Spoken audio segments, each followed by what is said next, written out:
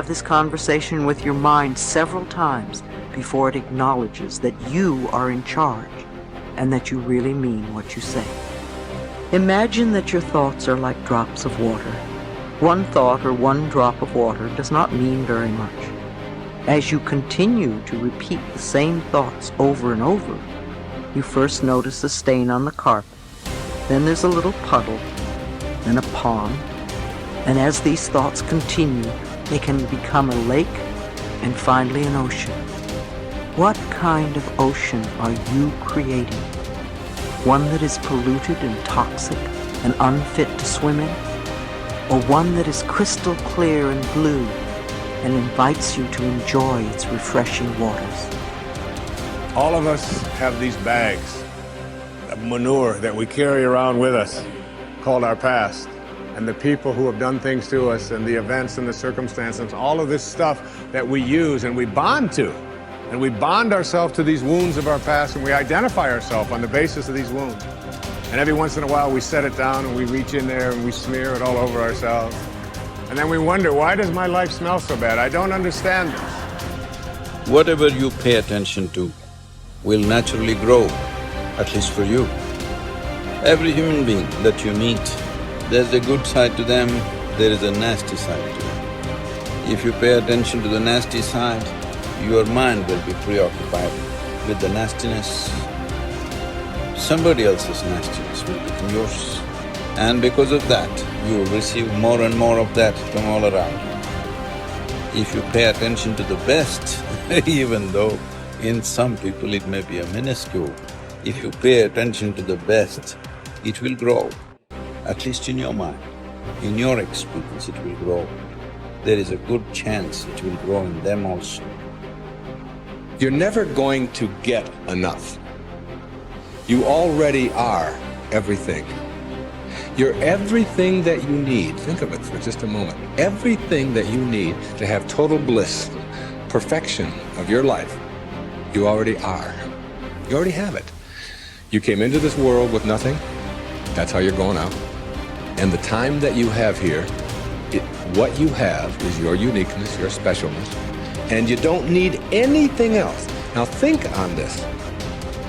If you don't know how to appreciate what you have and where you are in your life, you don't need anything else.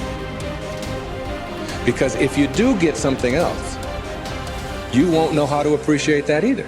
You'll just want more. Or you'll want it to be different. Or you'll want it to be the way it used to be. Or you'll want someone else to be the way you think they should be.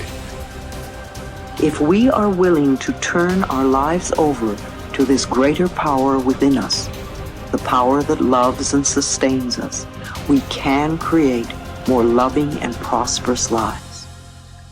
I believe that our minds are always connected to the one infinite mind, and therefore all knowledge and wisdom is available to us at any time. Nobody changes until they change their energy. When you change your energy, you change your life. See, it has nothing to do with the external activity that you're doing. It's got something to do with the internal systems as to how they're functioning. Essentially, it means neither your body, nor your mind, nor your chemistry, nor your emotions, nor your energy are taking instructions from you. They're doing their own thing. Once your machine is not in your control, being peaceful is impossible. I'll tell you, you get into your car and now you go there and you want to turn this way. You do this to the steering, it goes this way. Can you peacefully drive this car? Can you? No. Anxiety is natural, isn't it? This is what has happened to your vehicle. It's out of control. You've never done anything to find out where the steering wheel is, first of all. This is not that simple as a car, this is a super computer. Now the problem is most people have not even bothered to find the keyboard. They think if they do this, somehow it'll work. When you're given such a highly sophisticated machine, if you do not conduct it properly, it will cause many problems to you. By accident it's working. I want you to know this is made this way. If you hold your hands like this, it'll breathe one way. If you just turn it around, the very way you breathe, the breathing pattern itself changes in your lungs. You can try it if you want when you have the time.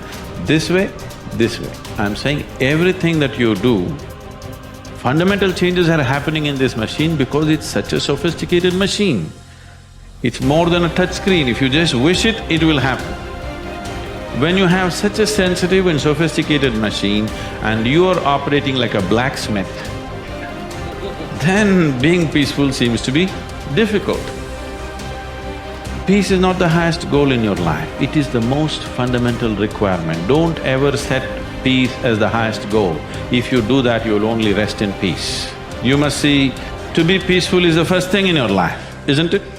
If you want to do anything sensibly in your life, if you want to conduct any situation in your life sensibly, to be peaceful and happy is fundamental. All improvement in your life begins with an improvement in your mental pictures. We know that because of the law of correspondence, that your outer world tends to be a mirror of your inner world. This means that what you see on your outside, what you see in your relationships, your health, your work, your customers, and so on, tends to be a result of the pictures you have inside. We also know that your self-image controls your performance, because the way you see yourself and think about yourself inside determines how you act on a day-to-day basis.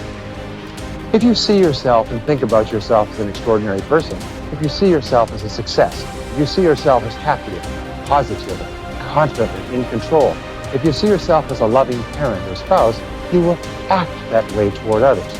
So therefore, all improvement in your life begins with an improvement in your mental pictures, with you consciously and deliberately selecting the pictures that you're going to allow your mind to dwell upon.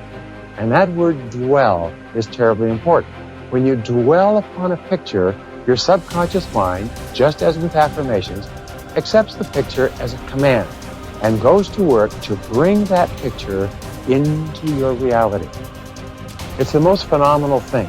Your subconscious mind controls your reticular activating system or your reticular cortex as well. The reticular activating system is very interesting. It's a small part of your brain. It's like a switchboard in your brain that controls all incoming impulses. Let me give you an example. If you begin to tell your brain that you intend to be a great success in your field, that you are going to move to the top, that you're going to be one of the most esteemed people in what you do, if you're going to make a lot of money, whatever it happens to be, this is accepted as a command. The reticular cortex switches on all these switches, and from then on, you begin to see all kinds of possibilities that help you move toward achieving that goal. Why is it that successful people move so rapidly toward achieving their goals? It's very simple. It's because they're thinking all the time, and as a result of thinking about what they want, they see all kinds of opportunities around them to achieve them. The average person doesn't even see, because the average person is so worried about how little money they have and how much their bills are, all the problems are, and the more they think about those things, the more they get them. Men and women with clear values who are living their lives consistent with their highest aspirations are those who have a deep sense of self-confidence and well-being. We also said that the most important value you can have is the value of integrity. Integrity is the value that guarantees all the others. Having integrity means that you will not compromise on what you believe to be right in any area. Integrity is absolutely essential if you want to capitalize on your strength.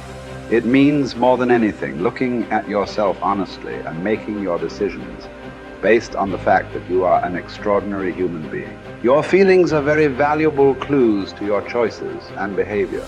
Your peace of mind and personal satisfaction is perhaps the most accurate guide you will ever have to doing what is right for you. To follow your heart, you don't necessarily need to make dramatic changes in your life or in your relationships. What you do need to do is to see yourself honestly as you really are, and have the courage to channel your energies and focus your strengths into your areas of greatest potential. When you do this, you will soon realize that you have made one of the best decisions of your life. Each person has great strength and potentialities, and each person is put on this earth to harness those strengths and apply them to benefiting themselves and mankind. The life stories of the great men and women of history are usually stories of people who discovered their strengths and utilized them to the fullest degree. Churchill was a great statesman and orator. Florence Nightingale was a tremendous organizer. Florence Chadwick was an incredibly strong swimmer. Abraham Lincoln was a far-sighted and compassionate politician and president. Mother Teresa was a truly loving human being with an infinite capacity to care for and support the sick and dying people of Calcutta. Joe Montana was a quarterback with an incredible throwing arm with the Washington Redskins. All around you, you see men and women who have grabbed their major talents. You can do the same if you have the courage to follow your heart.